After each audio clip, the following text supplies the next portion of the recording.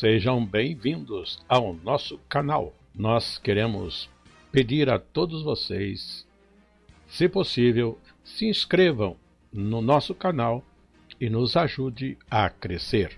Também não esqueça de deixar ao final o seu like, se gostou ou não gostou do nosso estudo.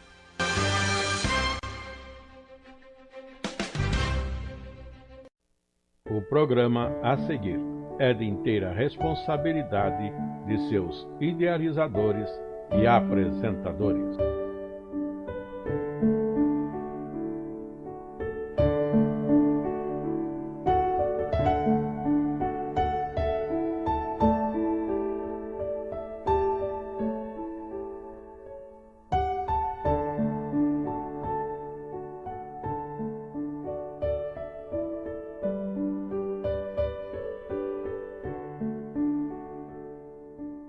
A todos os nossos amados irmãos, todos aqueles que nos acompanham neste estudo das terças-feiras, neste horário de 7h30 aproximadamente, quando estamos estudando as lições para a Escola Bíblica Dominical.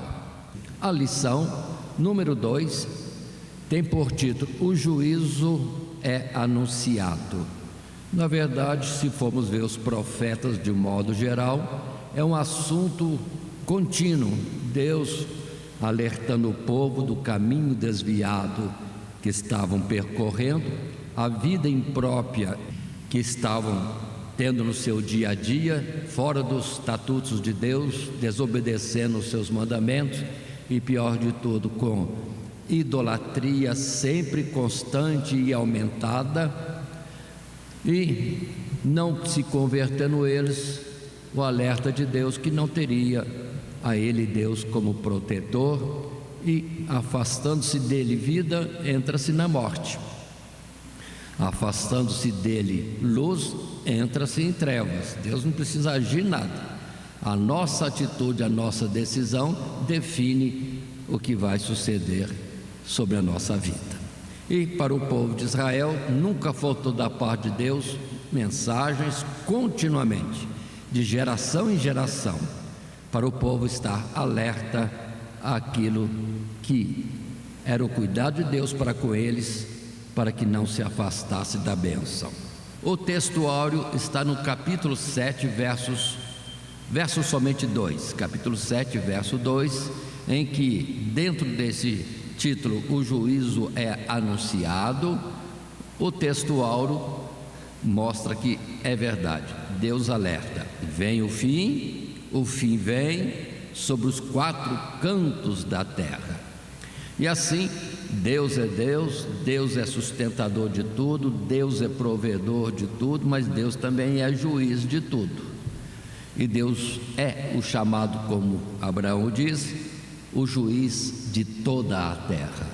E já temos várias situações em que Deus alertou antes do juízo que viria sobre o mundo, afastando-se, corrompendo a sua existência, fora do propósito pelo que Deus os criou. Ele é dono, Ele é Senhor absoluto, e Ele não nos fez máquina, Ele nos deu a nobreza de nós entendermos e sim escolhermos o nosso caminho dentro dessa colocação que agora fazemos. Mas andando fora do propósito, não vai ter continuidade de vida. Ou seja, quem é que não constrói alguma coisa, que não edifica alguma coisa para um propósito? Se o propósito falha, aquilo não se corresponde, desmancha aquilo e vão partir para outro projeto. E quanto mais Deus criando vidas que Ele quer que seja a sua imagem e semelhança, não traria a Ele juízo de aprovação ou de reprovação?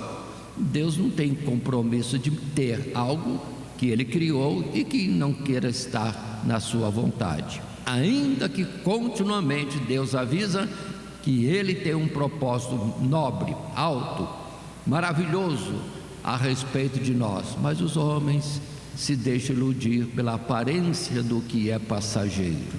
Pronto, aí é uma troca do nada, perdendo tudo. os lugares celestiais, a vida eterna, o estar com Deus, a nobreza de ser, sim, alguém que Deus criou e nele Deus possa dizer que tem satisfação. Mas continuando, entramos no nosso esboço, que dentro do nosso padrão com os 3 subtítulos, que são, primeiro, representações simbólicas do cerco de Jerusalém, porque o desastre que Deus sempre avisou que estava para chegar, agora sim está chegando. E subtítulo 2, as abominações cometidas nos montes de Israel. E terceiro, o fim da nação se aproxima. Mas falando ainda de juízo, Deus sempre esteve atuando nesse sentido. Lembremos lá atrás, já em Caim e Abel, Deus intervindo, procurando tirar Abel do mau caminho, mas quis continuar e depois, pronto, perdeu a comunhão com Deus. Continuando, o dilúvio, continuando, Abraão, conforme disse, chama Deus de juiz quando ele veio para fazer juízo na face da terra sobre as terras de Sodoma e Gomorra e circunvizinhança. E está aí a prova para nós vermos desse juízo, porque a arqueologia tem alcançado e detectado essa veracidade. Juízo, no tempo de Isaías anunciou juízo para o mundo através do instrumento que ele colocou para corrigir o mundo, o Império Assírio, e agora anunciava o Império Caldeu, trazendo outro juízo para uma geração ou 2 gerações depois daquela que Isaías tinha avisado. Assim, Deus é juiz, e estava chegando o momento da cidade de Jerusalém e as terras em volta, ou seja, a própria Judéia, ou o reino de Judá. Atente que o texto bíblico é grande, mas precisamos, professores, estarmos resumindo para algum texto mais objetivo, nos capítulos 4 e 5, no primeiro subtítulo, depois o capítulo 6, de onde está a nossa leitura bíblica em Calace, e o terceiro subtítulo no capítulo 7. Então, uns poucos versos para podermos ter o sentido dessa lição. O juízo é anunciado. Continuando um pouco mais, entramos então no nosso assunto material de classe, e podemos então dizer o que está em tela, fazendo nós a leitura. Nos primeiros anos do seu ministério, Ezequiel profetizou acerca do juízo de Deus que se derramaria sobre os judeus que ficaram em Jerusalém. A mensagem do profeta enfoca o terror do cerco, da destruição da cidade e do templo e do fim do reino de Judá, bem como a gravidade dos pecados cometidos pelo povo e a justiça de um castigo tão severo. Na lição de hoje, veremos a persistência do profeta, ou melhor, do próprio Deus, em incutir essa mensagem de diferentes maneiras na mente do povo, a fim de que ninguém se desse por desavisado quando essas coisas se cumprissem. Porque profetas e mais profetas vínhamos como em ondas, de geração em geração, trazendo as mensagens de Deus, o alerta de Deus, a orientação de Deus, o conselho de Deus, a oportunidade de escape pelo reconciliamento com Deus, afastando-se do erro e entrando no caminho da vontade de Deus, que é soberana, é perfeita, é santa e conduz ao bem. Mas o povo sempre se fazia como que surdo, ouvia, depois esquecia, porque não levava isso a sério. Mas o juízo está vindo, de geração em geração. Continuando um pouco mais, temos agora no capítulo 4, os versos 1 e 6, e a figura que está diante de nós em tela que fala justamente do que estava acontecendo, e esta figura clareia, espero assim, aquilo que está escrito nesses versos de 1 a 6. Agora, abrindo a Bíblia, podemos ler esse texto bíblico inicial, que diz: Tu, pois, ó filho do homem, toma um tijolo e pô-lo-ás diante de ti, e grava nele a cidade de Jerusalém, e põe contra ela um cerco, e edifica contra ela uma fortificação, e levanta contra ela uma tranqueira, e põe contra ela arraiais, e põe-lhe arietes em redor. E tu toma uma assadeira de ferro, e põe-na por muro de ferro entre ti e a cidade, e dirige para ela o teu rosto, e assim será cercada, e a cercarás, e isso servirá de sinal à casa de Israel. Tu também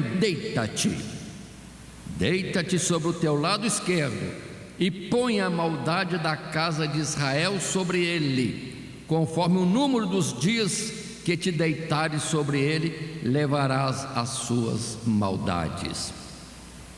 Porque eu te tenho fixado os anos da sua maldade, conforme o número dos dias, 390 dias, e levarás a maldade da casa de Israel. E o verso 6 por último: e quando cumprires estes, tornar-te-ás a deitar sobre o teu lado direito, e levarás a maldade da casa de Judá 40 dias, um dia te dei para cada ano. Aí está. Vamos ver se entendemos o que Deus está dizendo inicialmente.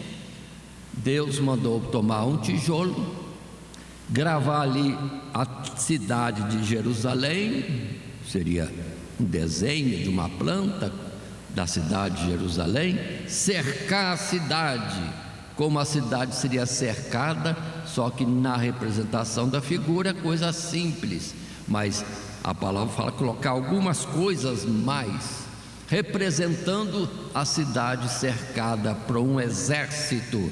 Agora, por favor, olha que coisa tremenda.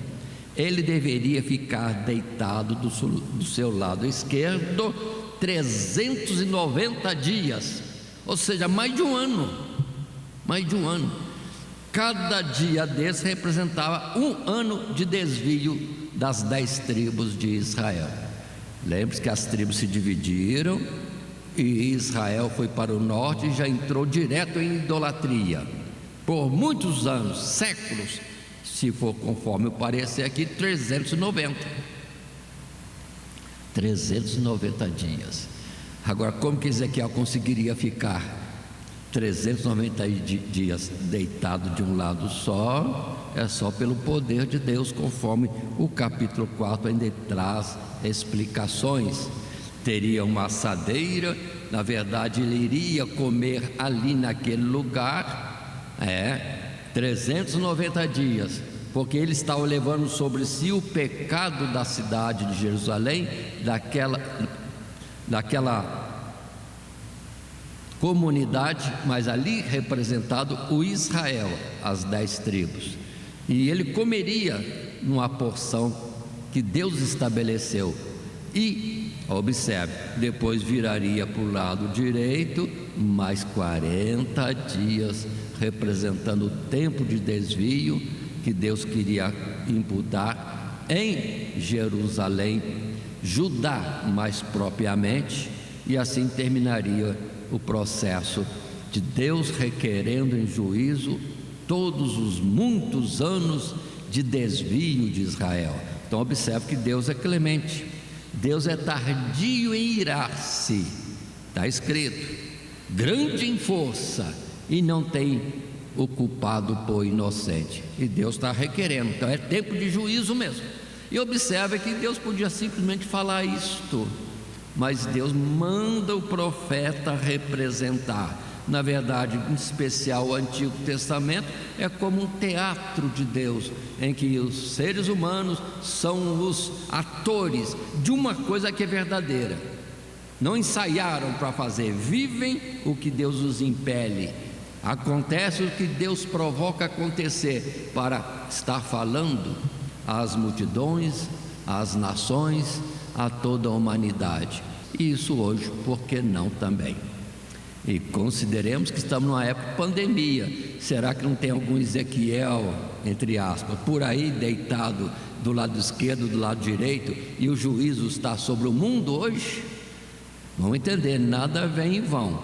Deus tem controle absoluto de tudo. Se aquilo aconteceu naquela época, porque o alvo era o povo de Israel, representando o povo de Deus, mas totalmente errado.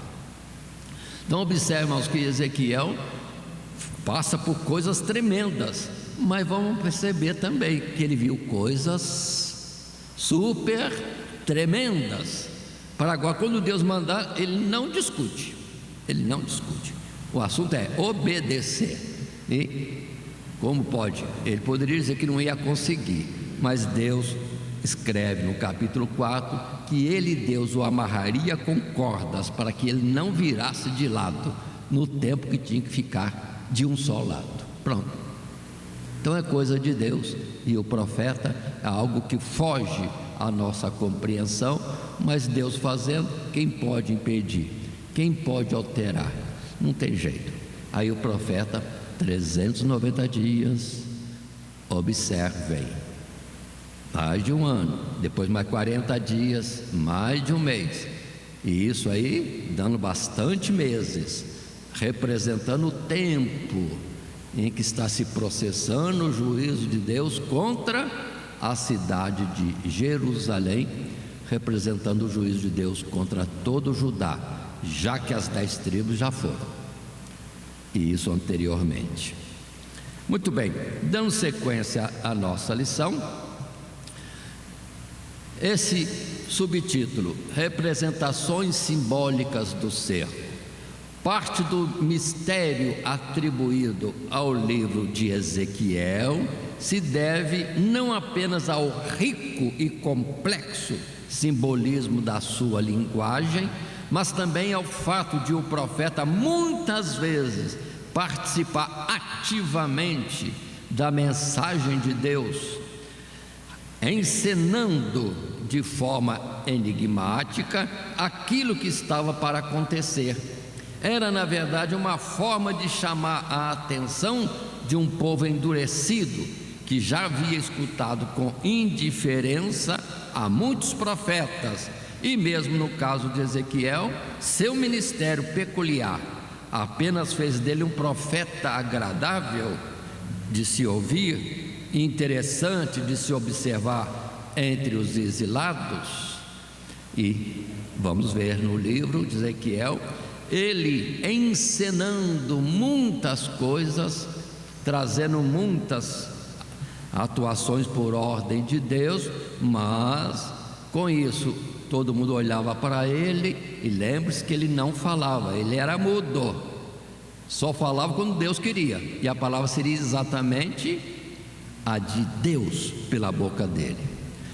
E com isso, de certa forma, deveria chamar muita atenção, mas se alguns olhavam como interessante, curioso, surpreendente a encenação dele, depois que as coisas se cumprissem exatamente o que Deus queria que todos tivessem noção.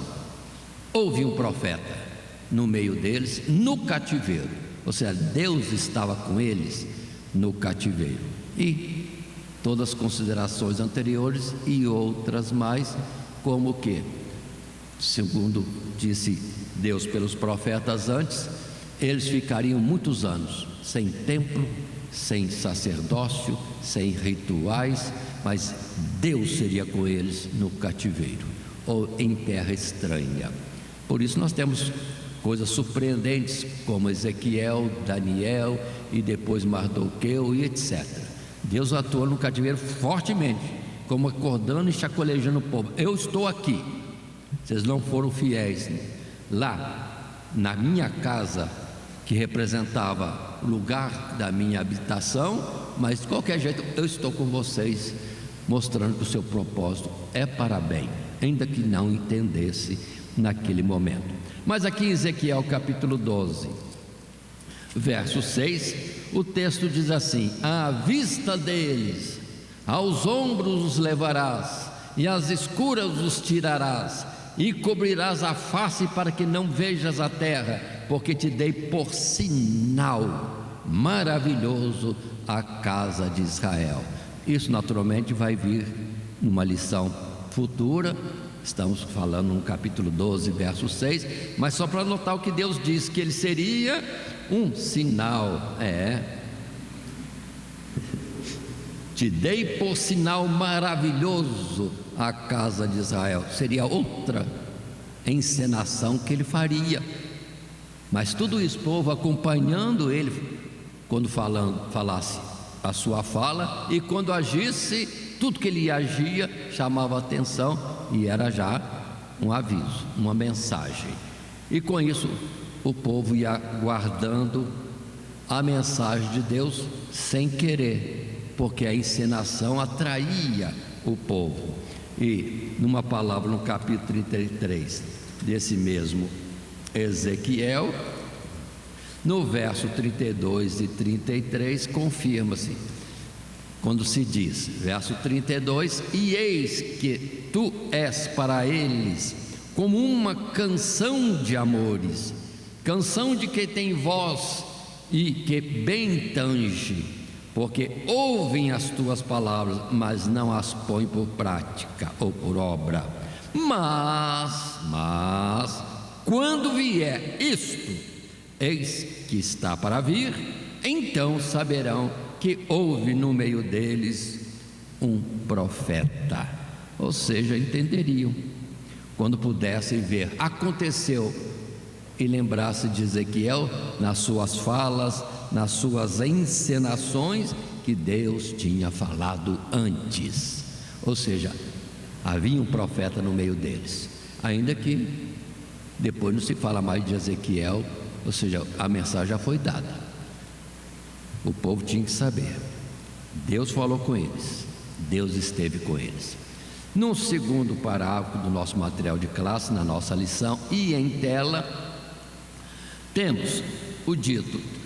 Temos então esta primeira mensagem, onde o nosso profeta encena o cerco de Jerusalém e as agruras que os seus moradores passariam durante aqueles dias confinados dentro das muralhas da cidade e sujeitos à escassez de víveres, às doenças e à morte.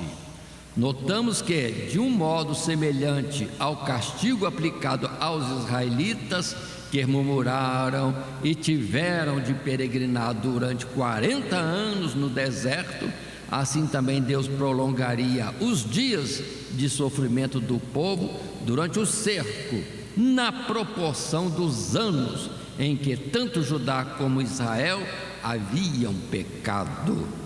Profeta que assume o lugar dos seus conterrâneos dentro da cidade cercada, impedido de realizar qualquer coisa enquanto os exércitos caldeus estivessem à volta de Jerusalém e sujeitos a um duro racionamento de água e comida, o que, ao invés de arrependimento e clamor a Deus, só produziria desgosto e espanto naqueles corações endurecidos pelo pecado, na expectativa de que algo pior ainda estava por acontecer. Então observa o povo afligido, porque quando Nabucodonosor veio para destruir a cidade mesmo, ficou ali cercando a cidade, oprimindo a cidade, trazendo fome, e cumprindo-se aqui que até as mulheres assavam seus filhos para matar a fome, no máximo de entrega à sua própria sorte, isso da parte de Deus, porque primeiramente endureceram o coração para Deus, e isto anos, e toda a nação por séculos.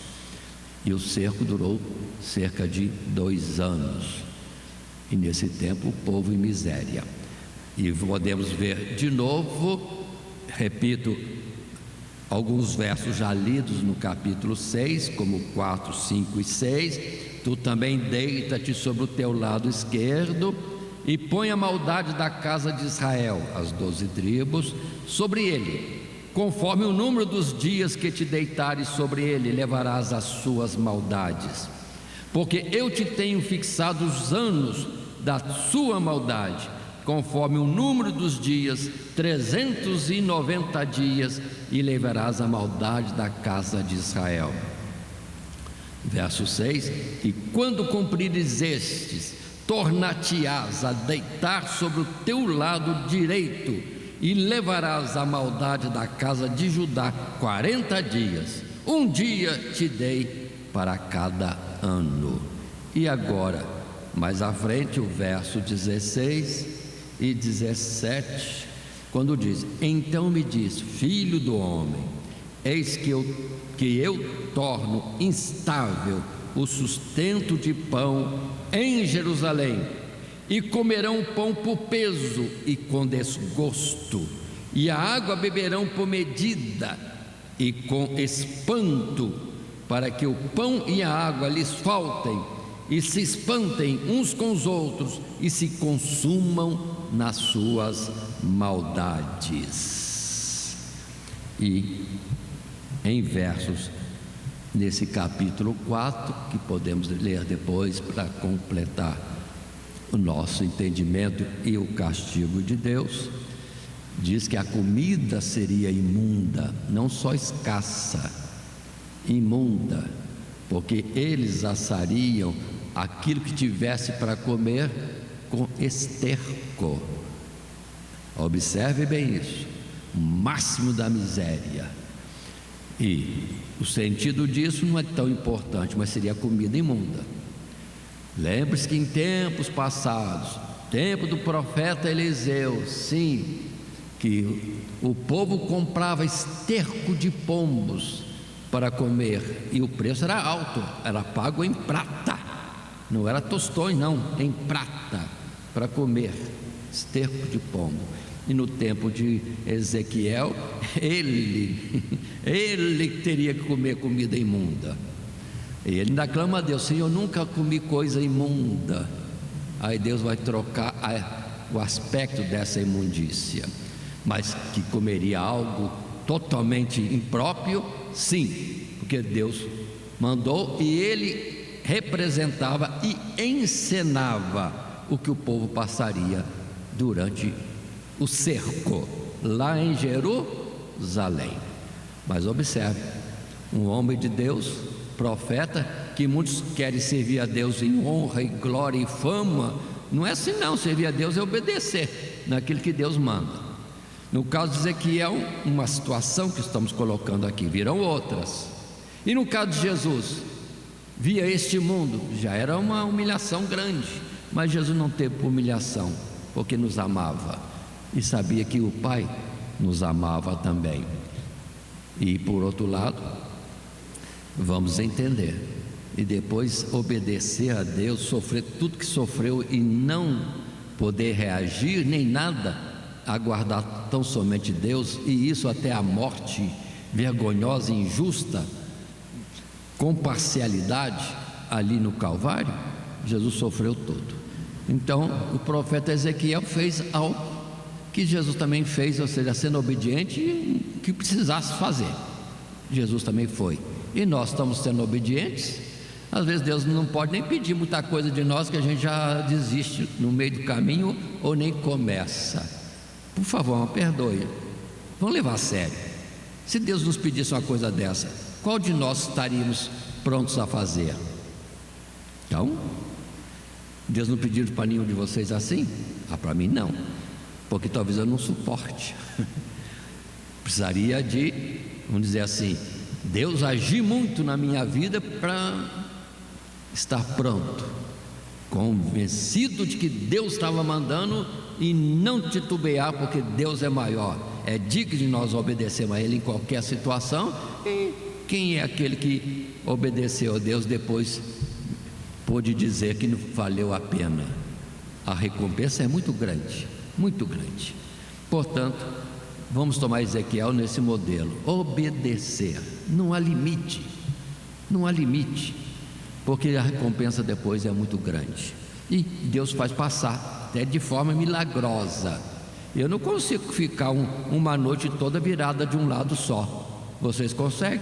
Bom, agora 390 dias, muito menos.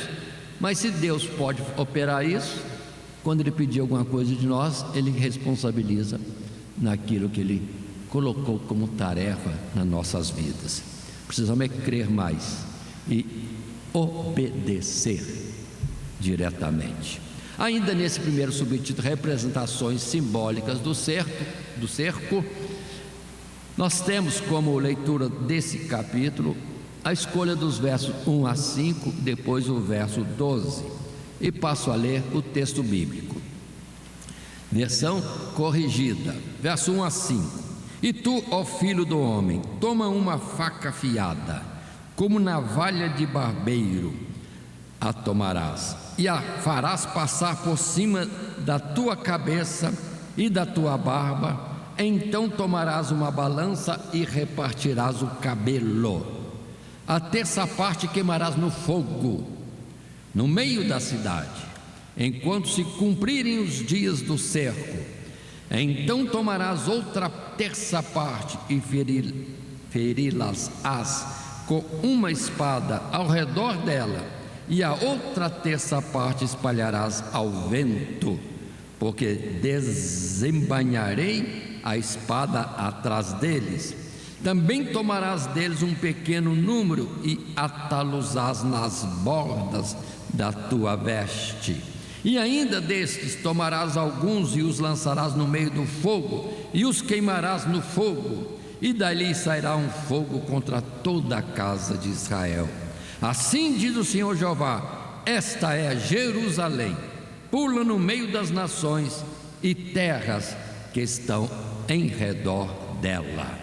E o verso 12 traz a mensagem: uma terça parte de ti morrerá da peste e se consumirá a fome no meio de ti, e outra terça parte cairá a espada ao redor de ti, e outra terça parte espalharei a todos os ventos, e a espada desembainharei atrás deles. Então observe que a destruição do povo de Judá, já que de Israel as 10 tribos já aconteceu, não fala de alguns sendo escapes, ainda que Deus pode ter deixado alguns fora dessa destruição que aconteceu nas 10 tribos. Agora em Judá, um terço e outro terço. O que sobrou? Só um pouquinho que tirou e colocou nas bordas do vestido, mas desse pouquinho ainda tirou alguns para queimar e para soltar ao vento a sua própria sorte. Então, irmãos, observe que a ira de Deus se derramou terrivelmente sobre aquela nação. 390 anos, depois mais 40 anos de desvio, profanando o nome de Deus e profanando as suas coisas santas. Então, armazenada a ira estava, e agora Deus estava requerendo. Ou seja, o juízo chegou e abrem-se os livros. Quem vai passar no juízo de Deus? Observe, muito poucos, se nós não atentarmos com mais cuidado. Então, não é brincadeira, mas é muito forte essa mensagem de Ezequiel, trazendo ou representando, encenando o que Deus estava falando. Então imagine o Ezequiel deitado de um lado e rapando os cabelos da cabeça e da barba, depois pesando, separando um terço e destruindo tudo aquilo. Os cabelos representavam o povo de Israel, em particular a nação de Judá. Observe que dos muitos e muitos milhares de Judá, no final temos 14 mil que está em cativeiro. 14 mil não é nada. Quando um exército de Judá, em algum tempo nobre, era 500 mil homens de guerra. sem contar mulheres, velhos, crianças e tudo. E agora sobrou 14 mil e poucos. Então a destruição foi de fato muito grande, porque o pecado era grande e acumulado de geração em geração. Mas indo agora para o parágrafo 3º do nosso material de classe, agora considerando o capítulo 5 que acabamos de ler, dele uns poucos versos. No capítulo seguinte, 5, o Senhor continua falando sobre o terrível juízo determinado. Mas agora, o profeta deve representar o extermínio da própria população, onde parte morreria em consequência de fome e das doenças que assolariam a cidade durante o cerco. Outra parte seria morta na tomada e destruição da cidade, e outra, mesmo que sobrevivesse, não estaria segura, pois diz o Senhor: desembainharei a espada atrás deles. De fato, ninguém poderia se considerar a salvo. Há uma importância no fato de Ezequiel encenar essa terrível mensagem raspando seus cabelos e sua barba, assim se expondo diante do povo. Ora, Israel havia sido colocado no meio das nações, ou seja, para ser notado e engrandecido no seu testemunho de obediência ao Senhor Deus. Contudo, a desobediência do povo virou essa posição em seu desfavor, de modo que agora seriam castigados pelo Deus ou pelo seu Deus publicamente e assim humilhados diante de todas as nações. Se não foram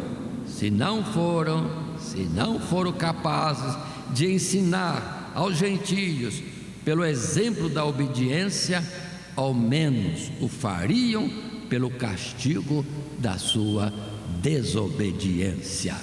Aí está. No Novo Testamento, no Sermão do Monte, Jesus disse: sede, vós sois a luz do mundo e o sal da terra.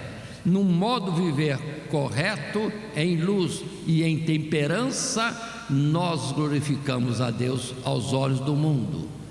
É isso que Deus quer e queria no passado.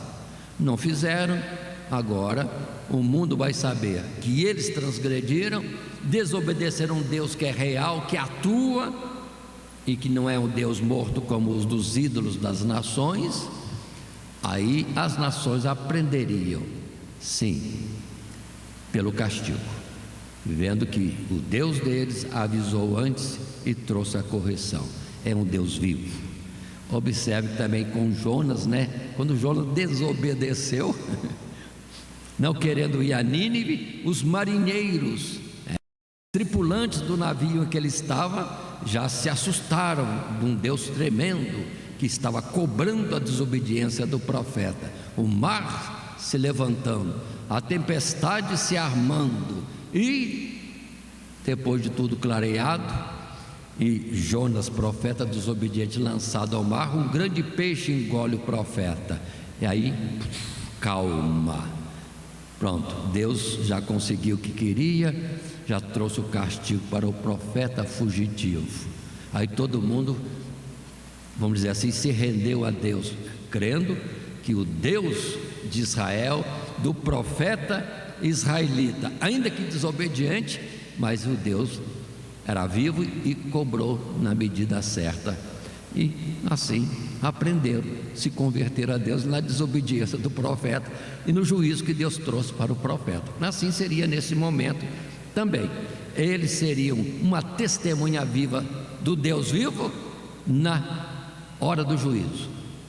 Todas as nações saberiam, porque tudo seria público demais. Mas continuando, entrando agora no segundo subtítulo.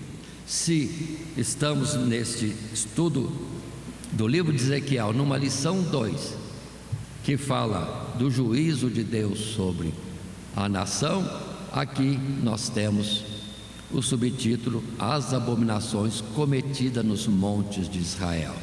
Ezequiel capítulo 6, verso 1 a 10. Este é o texto escolhido para a leitura bíblica em classe, que vamos estar considerando agora nesse subtítulo 2. E assim, abrindo Ezequiel capítulo 6, passemos a ler os versos desse texto proposto. Verso 1: E veio a mim a palavra do Senhor, dizendo: Filho do homem, dirige o teu rosto para os montes de Israel e profetiza contra eles, e dirás: montes de Israel, ouvi a palavra do Senhor Jeová. Assim diz o Senhor Jeová aos montes, aos outeiros, aos ribeiros e aos vales: eis que eu, sim, eu mesmo, trarei a espada sobre vós e destruirei os vossos altos, lugares de idolatria. Verso 4: E serão assolados os vossos altares, e quebradas as vossas imagens de sol, e derribarei os vossos traspassados diante dos vossos ídolos, e porei os cadáveres dos filhos de Israel diante dos seus ídolos, e espalharei os vossos ossos em redor dos vossos altares. Em todos os vossos lugares habitáveis as cidades serão destruídas e os altos assolados, para que os vossos altares sejam destruídos e assolados, e os vossos ídolos se quebrem e cessem, e as vossas imagens do sol sejam cortadas e desfeitas as vossas obras. E os traspassados cairão no meio de vós, para que saibais que eu sou o Senhor. Mas deixarei um resto, para que haja alguns que escapem da espada entre as nações, quando fordes espalhados pelas terras. Então se lembrarão de mim os que de vós escaparem entre as nações, para onde foram levados em cativeiro. Por enquanto me quebrantarei por causa do seu coração corrompido, que se desviou de mim, e por causa dos seus olhos, que se andaram corrompendo após os seus ídolos, e terão nojo de si mesmos por causa das maldades que fizeram em todas as suas abominações, e saberão que eu, o Senhor, não disse debalde em vão que lhes faria este mal. Pronto, olha que terror estas palavras, mas é o juízo de Deus colocado para toda aquela nação de Israel, em particular agora nesse tempo, nesse momento do nosso estudo, das duas tribos, o reino de Judá. Observe que a idolatria era espalhada grandemente. Observe hoje, irmão, olhe hoje, um cristianismo cheio de ídolos espalhado para todo lado. A gente se gloria achando que é fé. Não é fé, é desvio. É desvio. Ninguém enxerga isso. Está escrito claro aqui em Ezequiel 6. Todos os altos, bosques e etc, tudo tinha idolatria, sendo que Deus falou bem claro: eu sou o Senhor vosso Deus, que tirei da terra do Egito, né? Não terás outros deuses diante de mim. É o primeiro mandamento. E o segundo que tiraram do catecismo, que diz o quê? Não farás para ti imagem alguma do que está no céu, na terra, nas águas debaixo da terra. Não a servirás, não te inclinarás diante dela, porque eu sou Deus zeloso. E segue o segundo mandamento, que é grandinho, mas conseguiram tirar, como se isso fosse passar despercebido. Mas parece que passa despercebido a muitos, porque, vamos dizer assim, o servir, o cultuar as imagens, aos ídolos, ainda que digam que seja de santos, mas não importa, Deus proibiu. Se Deus proibiu, está proibido. Ele é o Senhor. E Jesus disse ao ser tentado por Satanás: ao Senhor teu Deus servirás, e somente a Ele adorarás. Portanto, não tem desculpa. Mas estamos vivendo hoje isso. Então, por que essa pandemia? Não pode ser um tempo que Deus está cobrando do cristianismo esses desvios tão absurdos? Se aquele povo de Israel que atravessou o Mar Vermelho, que foi do cativeiro, que atravessou o deserto, que teve profetas que derramaram fogo, teve tanta coisa, e eles não aprenderam a lição, quanto mais nós, que parece que não temos visto Deus operar, não há prodígios visíveis, parece que não há profeta, ou, perdoa, retiro essa palavra, porque o modelo está em Ezequiel. Deus nunca deixou de falar. É que depois, quando vem o cumprimento da palavra, já que eles não creram, ou não buscaram a Deus para confirmar se a palavra é de Deus ou não, deixaram passar, aí vão dizer: houve um profeta em nosso meio, mas já será tarde demais. Continuemos no parágrafo primeiro desse novo subtítulo 2: as abominações cometidas no monte de Israel. Só mais um detalhe para complementar, para a gente entender, porque está escrito: todo sacrifício teria que ser feito lá em Jerusalém e lá na porta do templo. Está bem escrito na lei isso, porque se fizerem fora, é os demônios. Então Israel inteirinha, a terra todinha de Israel estava contaminada com sacrifícios, com rituais, com ídolos, com altares dedicados a outros deuses, e que a palavra da lei diz, como mesmo, não é a Deus, é aos demônios que eles estão cultuando. Portanto, observe, irmãos, o Brasil é mestre nisso, né? Não sei se é só o Brasil, mas lendo o texto que está diante de nós, Israel havia pecado gravemente em muitas coisas, e mais até do que as nações ao seu redor. Texto do verso 7, nesse capítulo 5. E agora o Senhor destaca uma espécie de pecado particularmente escandaloso, e na verdade acompanhou o povo desde que saíram do Egito e nunca os abandonou, qual seja o culto público aos falsos deuses. Esse tipo de idolatria arraigou-se de tal forma em Israel que somente um ou outro rei de Judá conseguiu removê-la temporariamente. Abro parênteses, Ezequias e Josias. Fecho parênteses, continuando a ler nosso texto, voltando à frase: esse tipo de idolatria arraigou-se de tal forma em Israel que somente um ou outro rei de Judá conseguiu removê-la temporariamente.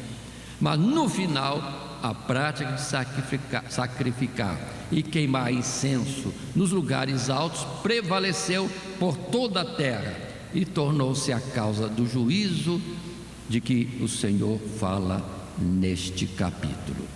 Então, toda a terra contaminada com a idolatria. E nós temos uma passagem em Amós, capítulo 5, verso 25, quando está escrito: ofereceste-me, Deus perguntando, vós sacrifícios e oblações no deserto por 40 anos, ó casa de Israel? Verso 26: antes levastes a tenda de vosso Moloque e o altar das vossas imagens e a estrela do vosso Deus que fizestes para vós mesmos. Observe que o verso 27, que não citei proposto, diz: portanto vos levarei cativos para além de Damasco, diz o Senhor, cujo nome é Deus dos exércitos. Ou seja, essa idolatria já estava com o povo saindo da terra do Egito. Viram os milagres de Deus se declarando o único Deus, e tem gente que na sua bagagem levou os altares, imagens, sei lá mais o que, de idolatria, e pôs isso em prática, carregou, cuidou disso, 40 anos no deserto, e depois implantou na terra prometida. Pelo que o desastre está explicado aí para nós vermos. Continuando, um segundo parágrafo nesse subtítulo: as abominações cometidas nos montes de Israel. O texto é esse: a palavra é dirigida aos montes de Israel, aos seus outeiros, ribeiros e vales, porque o povo não ouvia e não atendia ao apelo divino. mas a terra ainda serviria de testemunha. A idolatria de que Deus fala não acontecia secretamente, mas nos lugares mais visíveis da terra, aos olhos de todos. O cerco e toda a matança e destruição seriam o meio justo ideal, para expor em público a inutilidade dos ídolos, que nada fariam para salvar os judeus quando caíssem mortos ali mesmo aos pés dos altos e dos bosques, pondo um fim a essa prática abominável. Se os israelitas não derribaram seus altos enquanto puderam fazê-lo em vida, ao menos com sua morte seus ossos profanariam aqueles santuários, proclamando a falsidade desses deuses que ali cultuaram, e assim justificando o Deus de Israel. Observem como é que Deus é sério também, sabe agir. Cultuaram esses deuses como sendo os que sustentam a sua vida? Pois é, vocês vão morrer e vão estar profanando os lugares que vocês colocaram como dedicados a essa idolatria, na matança que haveria por toda a terra de Israel. Então observe, está aí.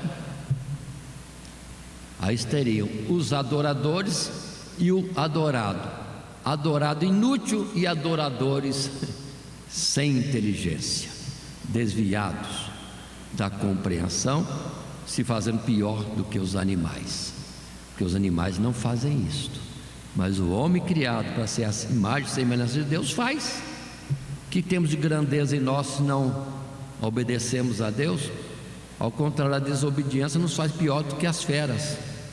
Assim, vamos ver em Deuteronômio capítulo 4, verso 26, uma palavrinha que está lá, que Moisés proclamou ou declarou da parte de Deus, quando o verso 26 diz bem claro: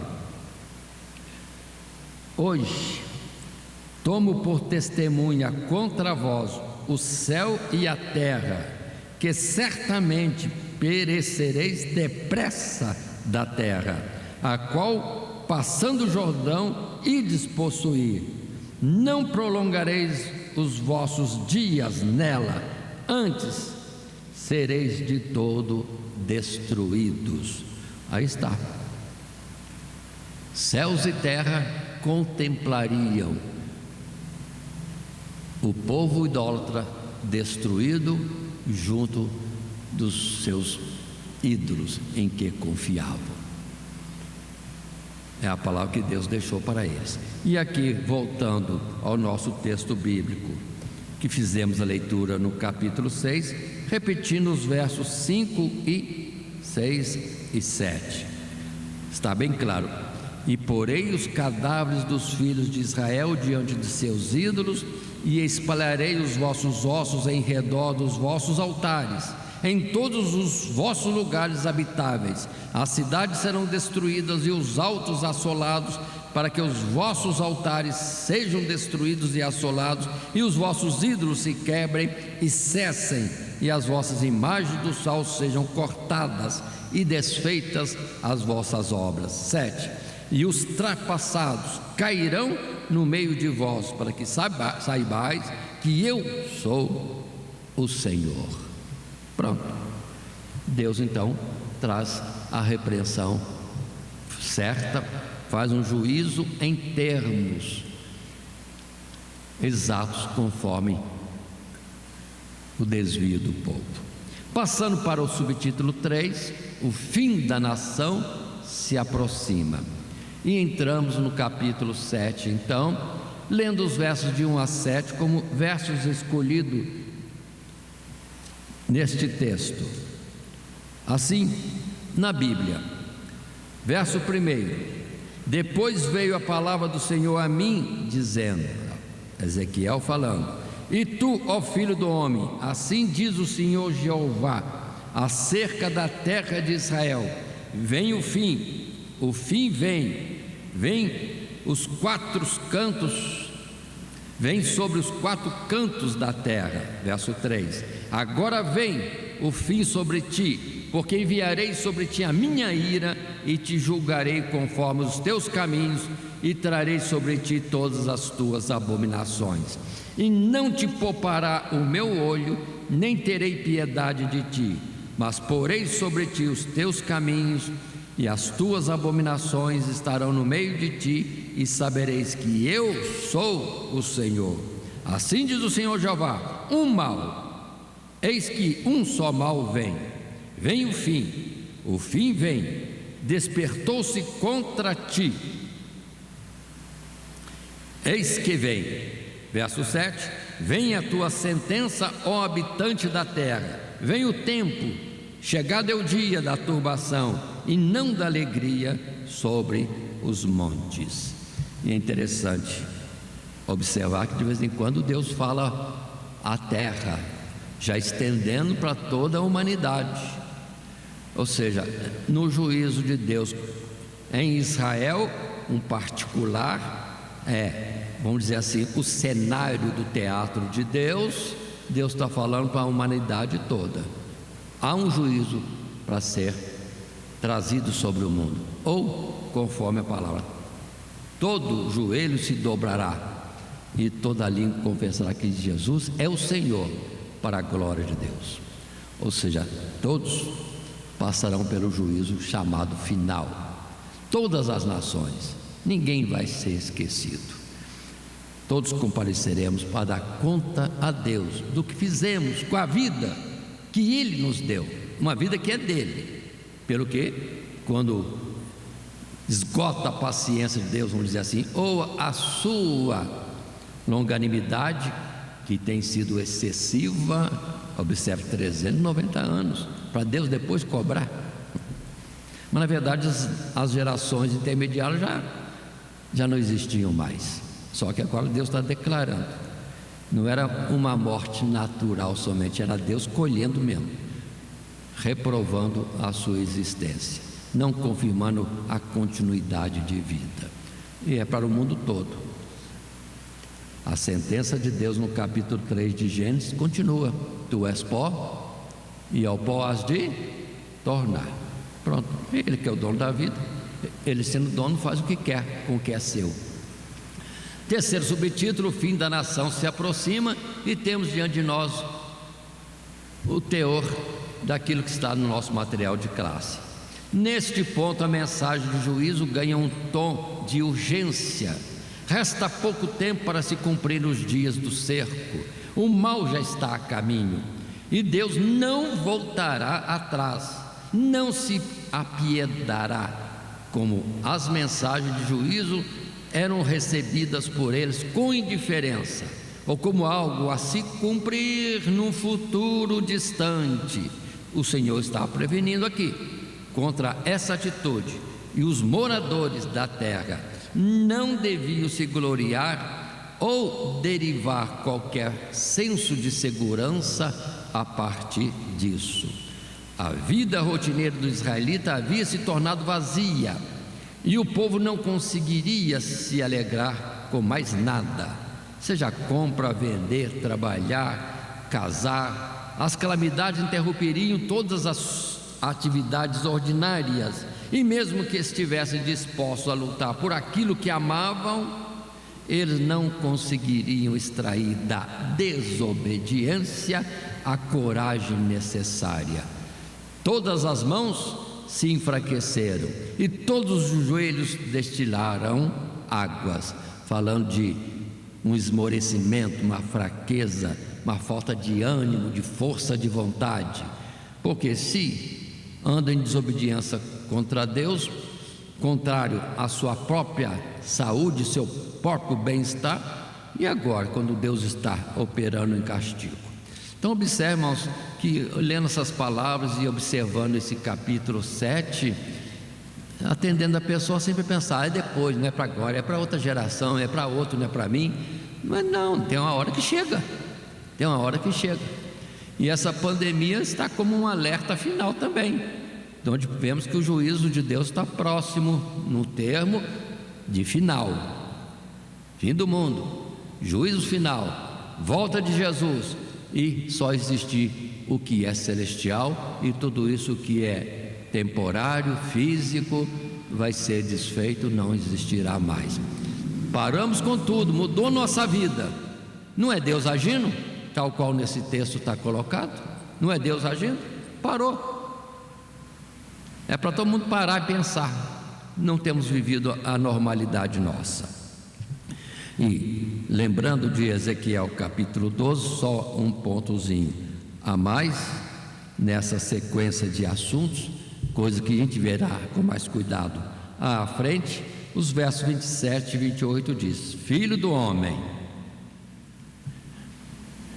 eis que os da casa de Israel dizem: a visão que este vê é para muitos dias, e ele profetiza de tempos que estão longe. Portanto, dize-lhes: assim diz o Senhor Jeová, não será mais retardada nenhuma das minhas palavras, e a palavra que falei se cumprirá, diz o Senhor Jeová. Pronto. Ou seja, Deus é longânimo mesmo. Já muitas vezes, já tivemos prova, certeza disso, muitas vezes. Mas uma hora chega, uma hora o copo se enche, e uma mínima gota que cair já é o suficiente para extravasar. Portanto, vamos entender. E nós estamos numa tendência a dizer que Jesus vem, é mais depois, é mais lá, é alguma geração para frente. Não, Jesus vem, e é o fim de tudo. E alguns estão inventando agora de que depois que Jesus vir vai continuar a oportunidade. Não, está escrito bem claro: Jesus virá só uma vez. Outra vez ele diz: virei outra vez e vos levarei. Quem é dele vai. E o resto, capítulo 15 de Coríntios, fim. Não haverá continuidade, será como Sodoma e Gomorra. Quem tem que sair, sai, e o restante fogo. Ou dilúvio, sai Noé, os aprovados, os que vão para o céu, e o resto, destruição. Precisamos entender isso. Estão inventando por falta de conhecimento, dizendo que o anticristo virá, terá um milênio, terá isso. Não tem nada. Jesus disse: virei outra vez e vos levarei, e com a sua vinda é o fim. Coríntios capítulo 15, repito. Portanto, não vamos nos iludir e nos deixar enganar, dizendo que não é para agora, que não virá agora.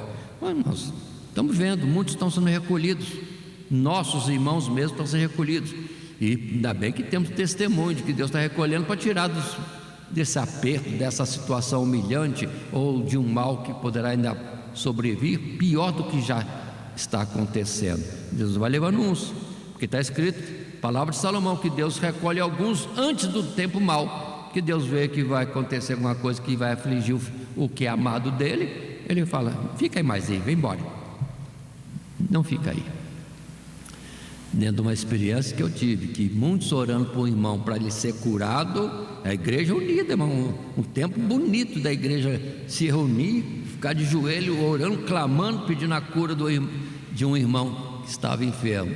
E Deus testificar para um profeta: vocês amam ele muito, mas eu amo mais. E levou embora. E foi bom, porque depois vieram dias terríveis, que não sei como ele suportaria, ou pelo menos se suportasse seria com muita dor.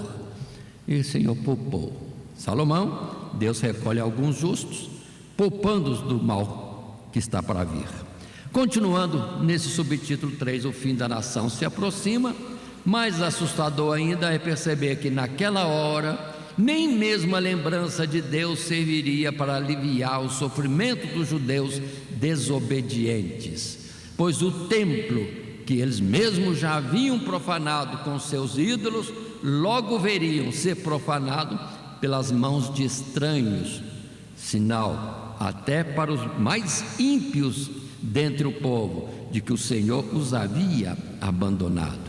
E acerca dessas contaminações do templo, o Senhor também forneceria a Ezequiel uma revelação ainda mais contundente. É o que nós veremos daqui a pouco, na próxima lição, se possível. Ou seja, se tudo já está tão feio naquilo que Deus apresenta, Ezequiel vai ser levado para contemplar Quanta coisa errada que havia, até mesmo no templo de Deus, até mesmo na cidade de Deus, no meio daquele povo que achava que não vai acontecer nada, porque aqui está o templo de Deus, templo de Deus, templo de Deus, templo de Deus é este, não virá mal nenhum. Mas eles estavam transgredindo os mandamentos de Deus e profanando o templo com coisas de idolatria, estavam sem entendimento, e o mal viria, e eles estariam contemplando que nem Deus agora estaria ali para ajudá-los. Mas assim podemos terminar a nossa lição de hoje. Ou seja, o juízo é anunciado de uma forma ou outra forma, profeta encenando, sim, falando que vem e o tempo já está determinado, e é esse. Então agora é questão de dias, porque o profeta está lá, deitado no tempo que o povo estaria sendo afligido, apertado. E esse aperto, para alguns pode ter sido a oportunidade que Deus deu, que vimos no texto que alguns pouquinhos seriam escapes, por bondade de Deus, porque neles Deus ainda achou algo de aproveitável e de uma restauração futura. Assim, concluindo, podemos ler o texto que diz: o ministério de Ezequiel começa com a dura mensagem de um castigo terrível e inexorável, onde tudo o que era mais precioso para os israelitas seria retirado, e por muito pouco alguns escapariam com suas próprias vidas. Israel havia pecado gravemente e não se arrependera. Somente através do sofrimento do cerco e do cativeiro é que descobririam a vaidade dos seus caminhos, e que o Senhor é o único Deus, incomparável a qualquer outro ser e muito digno de nossa total e sincera obediência. Observe que não há limite, irmãos, não há limite. Observe o profeta, 390 dias deitado de um lado só e comendo comida imunda. Observem. Agora Deus fala que não lhe agrada o divórcio, e o pessoal não consegue ficar sem divorciar. Segundo casamento é adultério, o pessoal não consegue ficar com a mesma esposa, com o mesmo marido. Como é que vai ser então um dia do juízo de Deus? Vai levantar Ezequiel e falar: eu fiquei 390 dias de lado comendo comida imunda. É muito pior do que, perdoa dizer assim, viu, irmãos? Mas com graça de Deus não fica assim não. Suportar um esposo, um cônjuge com quem não está tendo agrado agora, mas buscando a graça de Deus, Deus transforma deserto em pomar. Está claro? Mas mostra que nós estamos muito fracos, muito fracos. Não estamos resistindo ao mundo e às suas tentações, estamos vivendo conforme o mundo, mas o alerta está aí. É preciso obedecer. A que preço? 390 dias dormindo ao lado de alguém que você está aborrecido com ele? Melhor 390 dias com o cônjuge do lado do que a condenação de Deus. E o profeta, 390 dias comendo comida imunda. Eu acho que Deus ainda está pedindo pouco, mas que Deus dê mais entendimento naquilo que é particular de cada um.